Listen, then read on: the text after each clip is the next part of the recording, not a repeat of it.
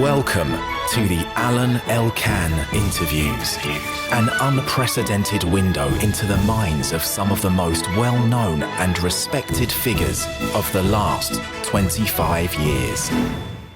It's a pleasure to interview today Lord David Puttnam, who has been a very important producer in the past. He produced 30 films for cinema and television, including the very famous Chariots of Fire, and then he became a lord in 1997. So you have been a producer at the beginning of your career. As we said at the beginning, of films for television and cinema. They didn't have always the success that you wanted to have. You were associated with Sandy Lieberson. And, among the films, there is the Chariots of Fire, who had an Oscar award, and also Inside the Third Reich, that was made out of the book by Albert Speer that you have met many times in Heidelberg when he was out of the Spandau prison. And this has been for you a very important lesson also in your future political life. So can we talk about this? The two films. Very happily. Incidentally, here's a photograph of myself and Speer in his garden in Heidelberg. I'm the very young guy in the middle. The first passion of your life was cinema, right? I mean, to be a producer. Yes. This is something you wanted to do since you were very, very young, right? Yes, my father was a journalist, photojournalist, quite well known in the UK. He encouraged me to go into advertising initially. I started as a messenger, and I really loved it. But I did 10 years in advertising, and advertising is a great crash course in reality. And I discovered the whole issue of connecting with audiences, really, in a sense, in the advertising industry and in marketing. And so when I eventually got into the film industry, I had no particular illusions about being a director. Most film makers come in thinking they want to be movie directors. I didn't. I was really interested in, first of all, trying to tell the stories I wanted to tell, but secondly, in connecting up with audiences, because I could always find a director who'd be better than me. I mean, my great fear was having to fire myself from my own movie because of my inadequacy. So I protected myself from that by becoming a producer. But anyway, you were certainly very much involved into the films. Very much so. I mean, most of them, with a couple of exceptions, they were originated from concepts or things that I'd started, yes. Were you surprised by the immense success of Chariots of Fire? I was knocked sideways because I'd had a big success with a film called Midnight Express, which I think it was extremely well made, but did not reflect me or, frankly, my values. And in a sense, Chariots of Fire was an act of defiance. This may sound a bit overgrand, but it was me saying, look, this is the kind of movie I'd like to make. And if I can find an audience for it, that's great. If not, maybe I should go back into advertising. So it was a very, very pivotal moment for me. And it was done in defiance of the norms, because believe me, no one was eager to make a film about 1924 Olympians running around in white shorts. That was not a popular theme at the time. Why did you do that film? I wanted to get something out of my system. There was a phrase around, you may remember it, which was good guys come last. Do you remember that? And the idea that somehow if you're a decent person with a decent set of values, you were somehow going to lose out in the great race of life. And when I stumbled across the story of, and it was stumbling across, of Eric Liddell, here was a guy who did absolutely the right thing and won. And so I thought it's a marvelous way of illustrating the fact that you don't always have to work with your conscience and do the right thing and end up being a loser. So that was the motivation, essentially. And the film was a tremendous success and allowed you to go on further in your career of producer. And Midnight Express was not such a big success. Oh, no, Midnight Express was a huge success, but it came before. But frankly, what Chariots allowed me to do, I did a film about Northern Ireland called Cowl, which was not a huge success, but a very good film. The Killing Fields was a big success for me. Certainly, I was very, very happy with it. It's probably as good a film as I made. It won the Donatello, happily, one of my two Donatellos. Then I made The Mission, which probably could have and should have been more successful, but was a very fine film. What Chariots of Fire did was gave me the leverage to make movies that would have probably been impossible to get on the screen. I mean, The Mission was also a very famous film, right? But tell me about this film, Inside the Third Reich, that you did with Albert Speer, out of the book of Albert Speer. So how did it work? I mean, why did you decide to do this? Well, in some ways, a quite painful process. I read Speer's book, and what struck me very forcibly was that he was a very young, very ambitious architect who made a political decision about his life very early on and joined the Nazi Party. But really as a way of accelerating his own career. So it was a very Faustian story, which sort of fascinated me, because I realized that if I'd been asked the same questions, or if my country had been in the same catastrophic state that Germany was in the 1920s, and I was ambitious, I would be probably myself, to be honest, tempted to look around for where the opportunities for myself and my country lay. So I had a certain empathy for the fact that he'd made that decision at that point, with catastrophic consequences. As I mentioned in my lecture, we went down to meet him several times. He was good enough to decide that the film, if it were to be made, should be made by young people. I then hit all kinds of incredible roadblocks. And in the end, the film of Inside the Third Reich wasn't made. But Paramount, who I was working with at the time, were very good. And they paid me my producer's fee, paid myself and Lieberson our producer's fees. And we'd done a vast amount of research over a period of 2 years. So we took all of our research and we financed 2 documentaries based on that research. One's called The Double-Headed Eagle and the other one is called Swastika. And we tried in those films to tell the entire story of how seductive the Nazi regime was at the time it emerged in 1929, 1930, 1931, and what chaos Germany itself was in. And I've used that as a paradigm, I think, or a metaphor right the way through my life. And what I tried to say in my lecture, that I'm sure brought about this conversation, was that we are similarly challenged. And unless we wake up and understand the fragility of democracy and the fact that, among other things, climate change is likely to ask big, big questions of our democracies, then we are very likely to find ourselves traveling down that same road that Speer found himself traveling. But Speer, at the end of the day, when you met him in Heidelberg, he was repentant of his choice. I mean, he understood the mistake he did. Yeah, I'd say yes. But I tried to say in the lecture, I think it was more interesting than that.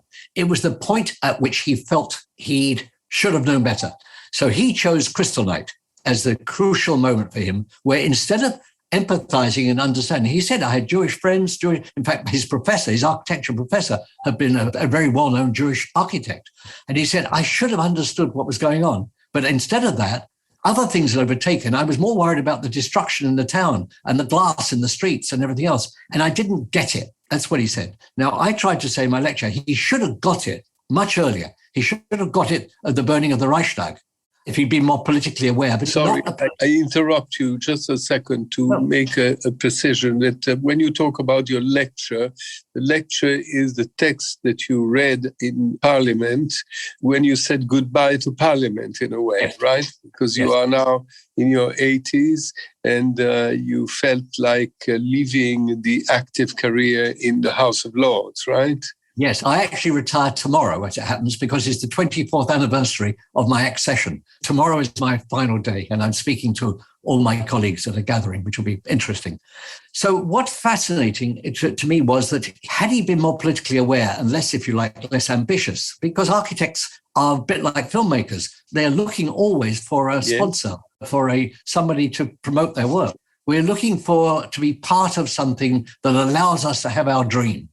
So what he should have realized at the time of the Reichstag fire was that this was a catastrophic party to be a member of and that he should have known better. He didn't. He says now that he did realize that, and on Kristallnacht, which was 5 years later.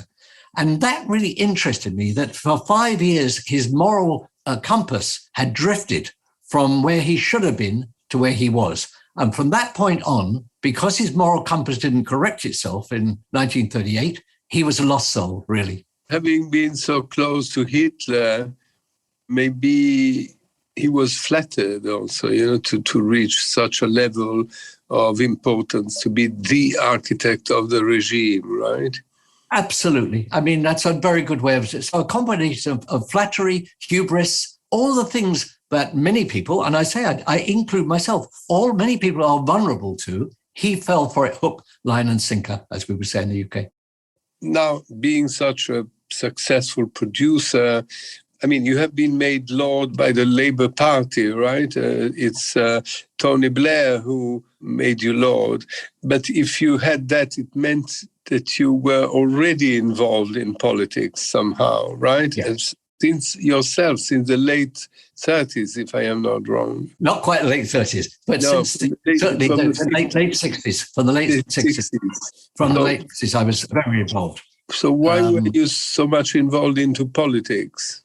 Well, my dad had been a journalist. He was not, he was, I would say, a centrist, my father, but he believed in truth. He'd had an extraordinary war, but I won't bore you with that, but he had an amazing war.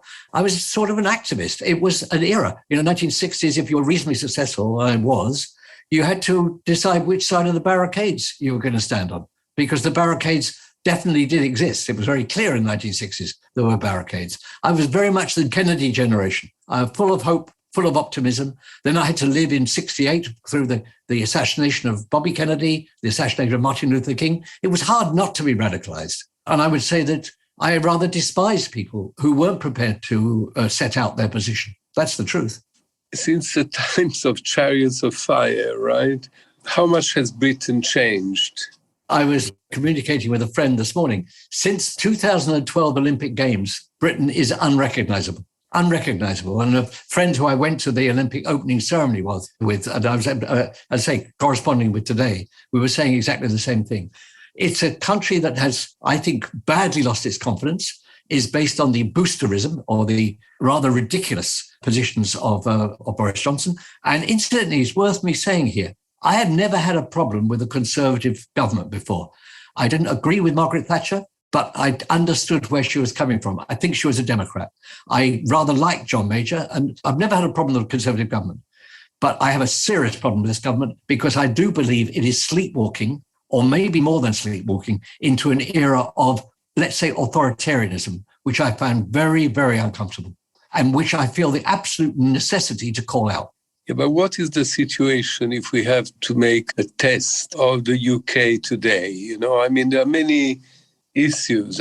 We are in the middle of a coronavirus new crisis. We had Brexit. Her Majesty the Queen has reached a very old age. What is the situation of this country?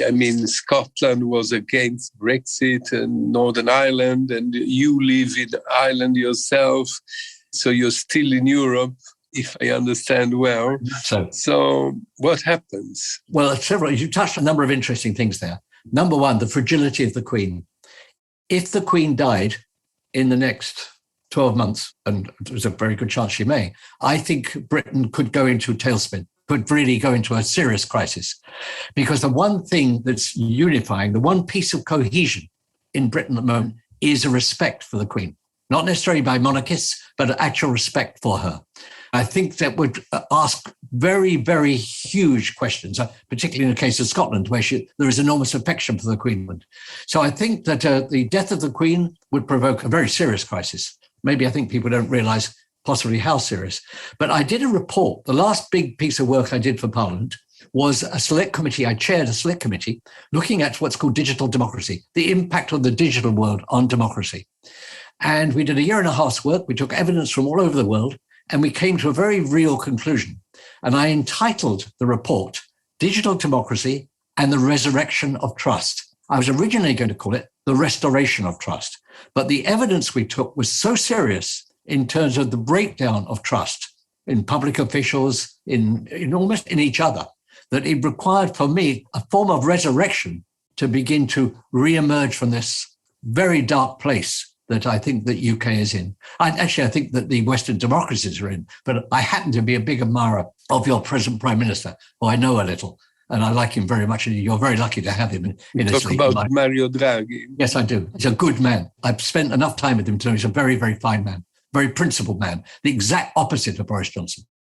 Now there is Boris Johnson in power, but probably the UK had some shakes before. It's not him who conducted the referendum and Brexit. I would disagree with that. I think Boris Johnson carries a very heavy responsibility for Brexit, an enormous responsibility, because basically they peddled what are evidential lies And unfortunately, a lot of the electorate bought them. And I think the same could well be true in Italy. The electorate, if they're told blatant untruths, are quite likely to believe them. You know that. Cohesion is a much harder thing to hold together than division. Division's easy. It's actually a process. It's an easy thing to do. Cohesion is like a pressure. You have to constantly work to achieve cohesion. Division's easy for an unscrupulous politician. This happens in a family too, right? I mean, cohesion is starting with the family, right? As someone who I just had my 60th wedding anniversary. I can promise you, that's hard work.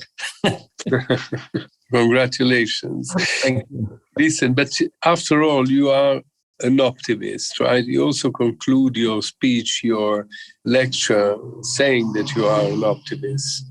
So on the medium long term, do you think that the UK will find a way to organize itself in this new situation, being a free island, able to deal with anybody and not having the burden of the European rules? I mean, what do you think? I don't think for 1 second. I think history will show Brexit to have been a catastrophe for the UK. Maybe not terminal, but certainly a catastrophe. I don't think it'll come out of this present situation well at all. What I'm advising my colleagues tomorrow night, actually, is they have to learn to reach across the aisle. We call reach across the aisle. They need to find those members of the Conservative Party, in fact, all parties, and create a far more centrist position. It means that they will have to temporarily reject their own left wing and reach across because there are some very, very fine people in the Conservative Party, good people, who are probably as disturbed by Boris Johnson and the people around Boris Johnson as I am.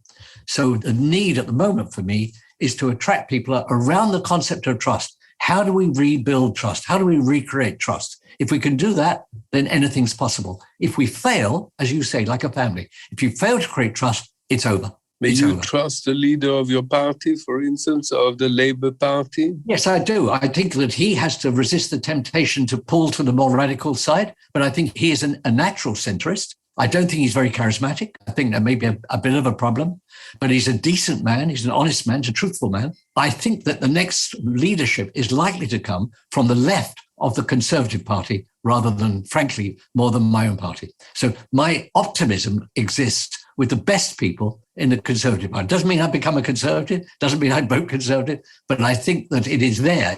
It's the soft right, the right of centre, where probably we're more likely to reach a decent landing place for Britain. And you don't have the same feeling for the Labour Party? I have a very strong feeling for the Labour Party, but the Labour Party, in a sense, took a poison pill when it elected Jeremy Corbyn and is still not recovered from the effects of that poison. Right. What about the situation of the COVID-19 handling? I think it's gone in waves. I think the initial handling of it in the UK, and listen, I don't think Italy was spectacular in this respect. Initial handling in the UK was very, very, very bad. And I think eventually there'll be a public inquiry which will establish that. I think that the speed with which the jabs were created was impressive. Very impressive. But I think we've fallen back into an area of complacency. And there's a reason for it.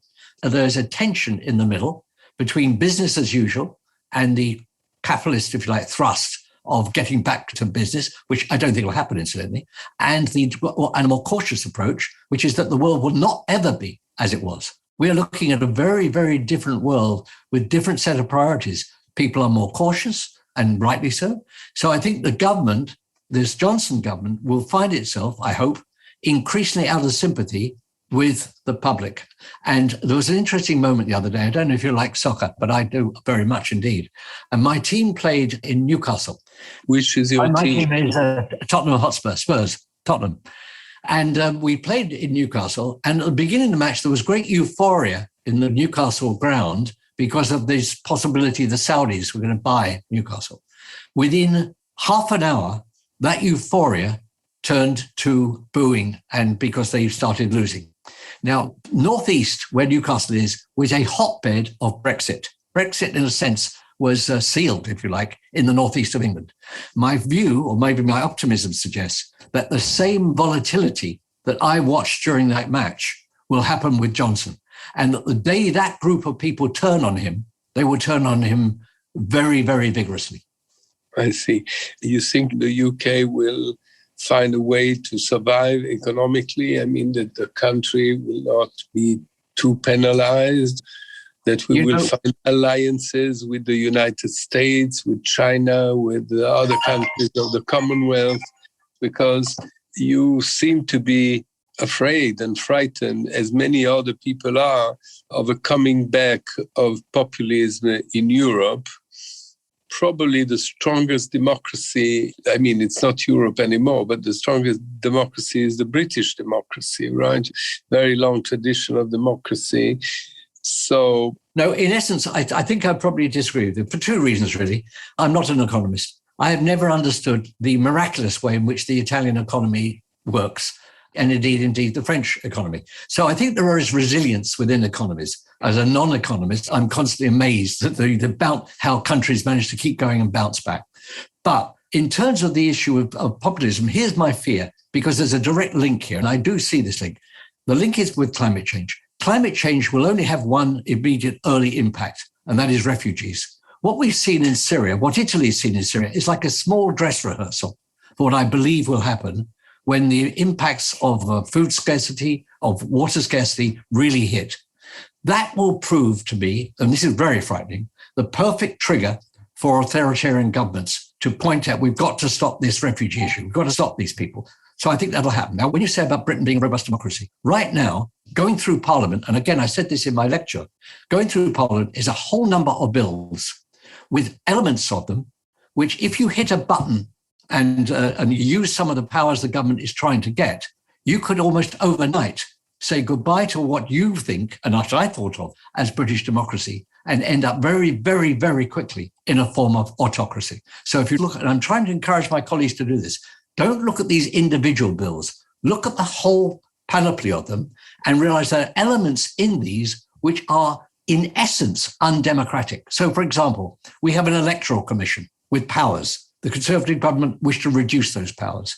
We have a very, very good court system.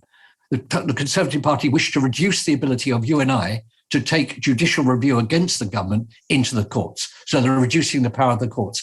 I could go on, I promise you, even down to teacher training, as I mentioned in my thing. They're trying to mandate what teacher training should look like. So that's an attack on academic freedom. In each one of these, you take any one of them, they don't look all that serious. Put them all together, push a button, and that button becoming a refugee crisis, and you could have overnight, you could wave goodbye to what you and I think of as British democracy. Well, probably British people will reject any kind of other system, right? I wish I believed that. Under pressure and being told that the issues of refugees are really terrifying, I don't know what the British people will decide. I really don't. Are you obliged because of your age to resign, or you just decided to? My reasons are various reasons. I laid out some of them in my lecture, but actually, which I haven't mentioned, and rather in a sense you didn't mention, my wife, we had a little bit of a health crisis here. And I realized that at the moment, it takes me 10 hours to get home from Westminster. And it felt irresponsible for me to be 10 hours away when we had problems. As it happens, she would seem to be recovered very well. But I was very nervous. And it just would have been utterly irresponsible for me to be tucked away in Westminster and a crisis here. But why did you decide to live in Ireland? Oh, I love Ireland. I love the place. I love the people. It has for me all the spirit and ingenuity. And it has all the things that growing up, I thought Britain had. Certainly in the 1960s, I thought Britain had. But I think I've been slightly pessimistic about the UK. When I came back from the US, I worked for about 10 years in the US. When I came back in 1988, where did you live? In Los Angeles? In California. I realized that actually I was a European. It was a very interesting moment. And I got involved heavily with European arts organizations. In fact, during a pace of 2 years, we founded the European film communities. All of its organizations that now exist were all founded by 20 of us, only 20 of us, in 1988, 89, 90. And I felt absolutely European. And I still feel European. And in 1988, as it happens, I found this house where I live is on the sea. I always loved the sea. We made the decision, and slowly, originally we bought it as a summer home, but slowly, we spent more time here, made more friends here, and decided to really live out our old age here. But what's going to happen in Ireland, because of Brexit? Is it going to be... As I said at the end of that lecture, I focus very much on my small community here, which is a remarkable community. And I think that I can really be useful if I live another decade, who knows, I could be useful here in a way that I think will never possibly be useful on a more international stage. So what I'm doing is making a decision about where I can be most value. And I think it's here. But you're not Irish, so you cannot do politics there. Not yet. Watch this space. I'm waiting for my citizenship to come through. Because you'd rather be Irish than British? I'd rather be European than British. And I mean that sincerely. As a kid, I wanted to be a Republican and a European, and I will hopefully die as a Republican and a European. What about Northern Ireland? Oh, I said in my speech, what is staggering is the incredible ignorance and indifference in Westminster towards the fate of Northern Ireland. They don't care. I don't think they ever have cared. And at the moment, they particularly don't care. And what I think the Johnson government's doing is it's using sectarianism as a weapon, as fuel. They don't actually care about the impacts of it, but sectarianism is a useful weapon, and it's being used that way. But people of Northern Ireland, they feel British? Some. I think this is a movable feast. I don't think that the way people in Northern Ireland, if you're allowed, actually it was the Theresa May compromise, to work its way through, and if you allow both sides of the border to operate harmoniously, I actually do believe that, not in my lifetime, I do believe there will be a united Ireland, and I think it could be a very successful country, but it won't happen in my lifetime. But also other parts of the UK, like Wales and Scotland, you think they will come out? I think Scotland will go, ultimately, and I don't blame them at all. I think that, again, what's very interesting, I'm sure you are, if you read British history, how often it actually talks about England. So England won the war. England, it's constantly England. Were I a Scot, I would actually feel very marginalised. I have a huge respect for the Scots. I mean, enormous. I think there are more resilient people and, in a sense, more interesting and more learned people than many people in England. So I think Scotland will go. I really do. Wales is fascinating. The Chief Minister of Wales is Labour, and he's played his cards, I think, brilliantly recently. So I think the possibility of Wales becoming a very competent principality, which is what it is, and remaining within the, I don't know what they'll call it, England-Wales, I think is very likely. Wales probably economically can't survive. Scotland, I'm sure, can. I mean, I spent a lot of time in Estonia, for example, recently. Estonia is a perfectly viable economic entity. No reason why Scotland shouldn't be. So what are the real relationship between the UK and the United States? We always talked about privileged relationship, allies during the war. I think it's been a much more distant relationship. I think it's actually a more sensible relationship in a way, because the British have got to start getting rid of their illusions about that relationship. They are unreal. And, I had a wonderful moment in Parliament where I tried to explain to the Brexiteers exactly how the Senate and Congress worked, and that 17 members of the Senate had Irish American communities and 33, I think, members of Congress. I said, if you think those people will go to their electorates in a situation in which the Good Friday Agreement is under threat, you are crazy. So the idea of pushing through a trade deal against an Irish American bloc was always a fantasy, total fantasy. So I think the lack of understanding within Parliament of the realities of the relationship with America are profound. And there is an understanding of the relationship with China? I think the relationship with China is chaotic. China interests me a lot. China is a country, I think, very reluctant to break treaties. And if I were China at the moment, I would be looking at the UK and looking at Johnson and looking at his apparent indifference to the sanctity of treaties and thinking, hang on a second, our culture doesn't like that. Our culture is quite different from that. We are at the moment prepared to tolerate Taiwan despite the fact we don't like it. But the idea that the UK is prepared to tear up treaties and tear up agreements, whereas we traditionally, as a people, have always honored our agreements, must really puzzle the Chinese and disturb them. Yeah, because Chinese are very straightforward in a way, right? And they're very disappointed by the European. I mean, at least America is a clear competitor, right? Yes, competitor. Yes, definitely. I mean, China's fascinating. What they did in China, as I see it, is they stole our capitalist clothes, but didn't bother to embrace our version of democracy. It was always there to be done, and they actually did it rather brilliantly. Also, if you look at the history of China, China has always imploded from inside. So China's principal concern is internal stability. But this is also other countries. You believe that China, because of internal problems, will have to change its politics? I mean, to go back to more, let's call it Maoist or communist way of ruling, as they have so many people, I mean, like 40% of the people who are starving and the others are very wealthy, or you think there will be an implosion? I think what the leadership know is the danger of the implosion. I think what you've got is a quite clear gap between the relatively wealthy southeast of the country and the relatively poor northwest of the country. And I'm sure if I were them, they should be focusing a lot on trying to close that gap or making the northeast feel that it's not, the northwest feel that it's less marginalized. Now, the danger from your and my point of view is that in order to do that, they may seek external enemies. In order to create cohesion, they may inflame external enmities. The danger is Taiwan, right? Yeah. They make Taiwan the flashpoint so they can diffuse. Don't you think that Taiwan could be a measured threat to world peace? I mean, because I don't know if the Westerners will allow this to happen, like this. Because there are lots of American interests in Taiwan. It's a very strategic place to have in the Far East.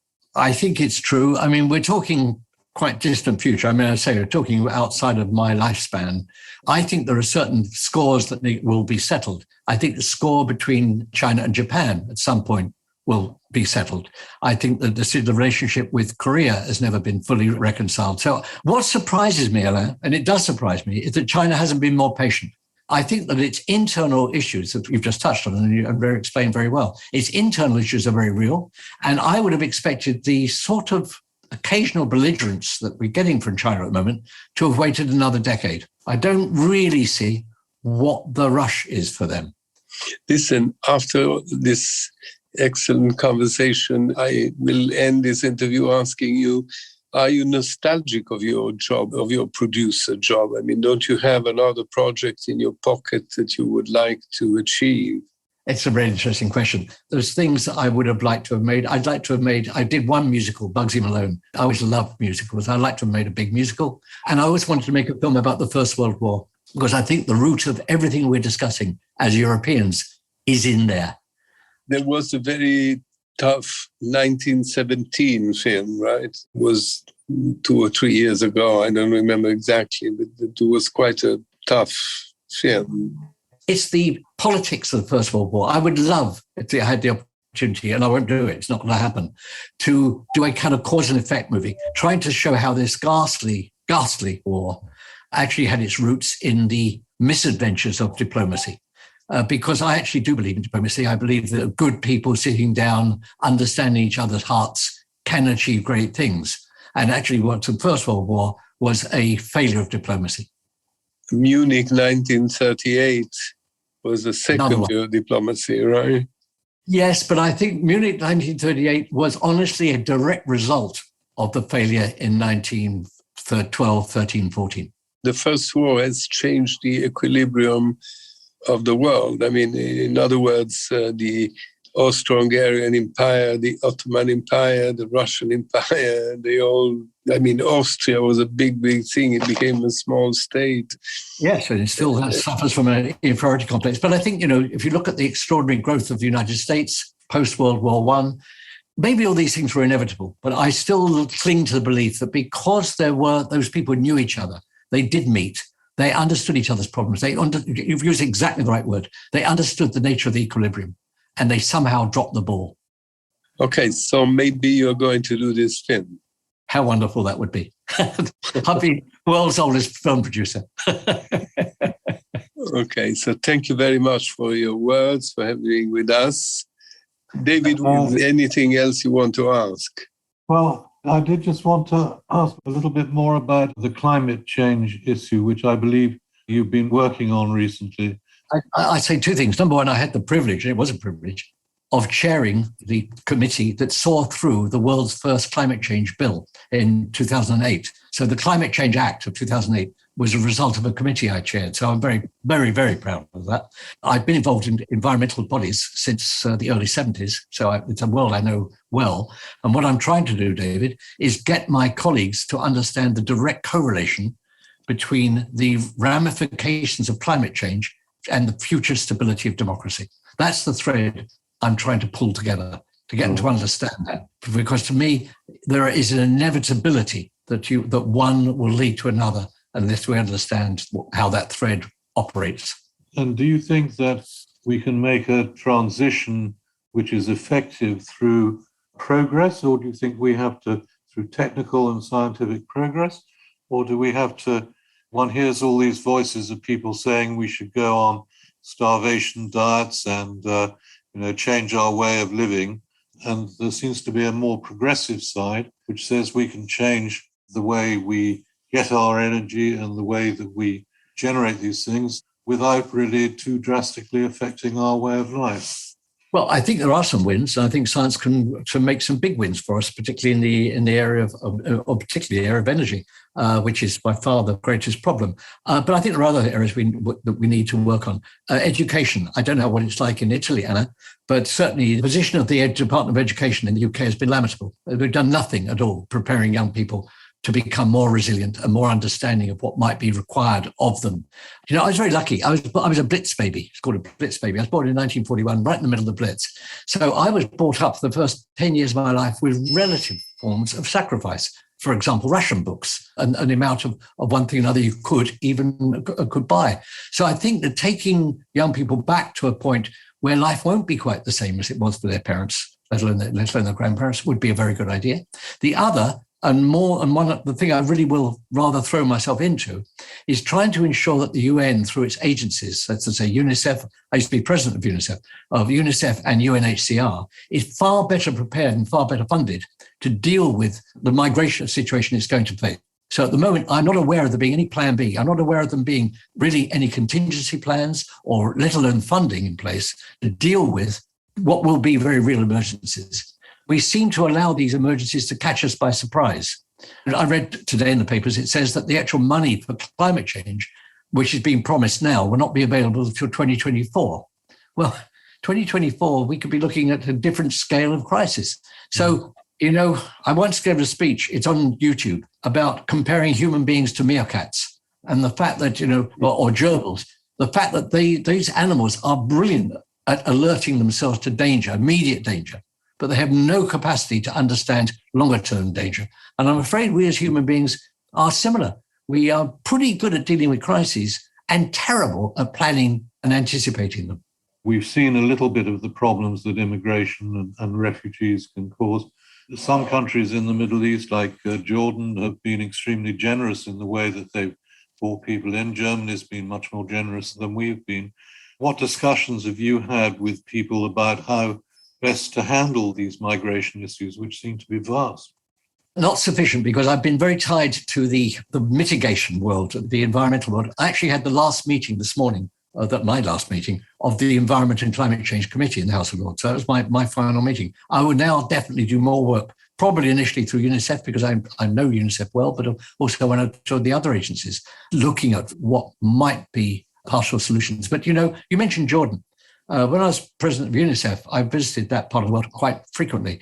And for example, Jordan gets paid by the UN per refugee. So whilst Jordan may appear from the outside to be quite generous, it actually is the refugee situation in Jordan is funded, unlike Syria. So when Syria began to implode after the Iraq War, Syria was absorbing a lot of refugees, but not receiving any money at all or any support from the UN. So it's these sort of imbalances, these sort of iniquities is too strong a word, that need to be looked at. I don't know how many people know that Jordan gets funded by the UN for its refugees. Very few. Okay, very interesting.